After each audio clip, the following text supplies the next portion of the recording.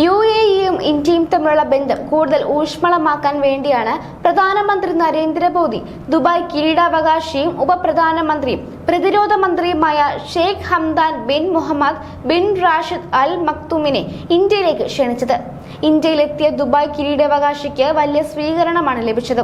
Dubai നഗരത്തിന് മലയാളികളുമായുള്ള ബന്ധം ശരിക്കും അറിയാവുന്നത് കൊണ്ട് തന്നെ മലയാളിയായ കേന്ദ്രമന്ത്രി സുരേഷ് ഗോപിയെയാണ് പ്രധാനമന്ത്രി ഷെയ്ഖ് ഹംദാനെ സ്വീകരിക്കാൻ വിമാനത്താവളത്തിലേക്ക് അയച്ചത്.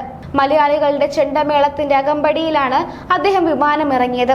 കേരളത്തിൽ സുരേഷ് ഗോപി എന്ത് പറഞ്ഞാലും വിവാദമാക്കാൻ തയ്യാറെടുത്തിരിക്കുന്നവരുടെ കുരു പൊട്ടിക്കുന്നതായിരുന്നു സുരേഷ് ഗോപിയുടെ സാന്നിധ്യം. സുരേഷ് ഗോപിയുടെ ആതിഥ്യം സ്വീകരിച്ച് നിറപുഞ്ചിരിയോടെയാണ് ഹംദാൻ എത്തിയത്.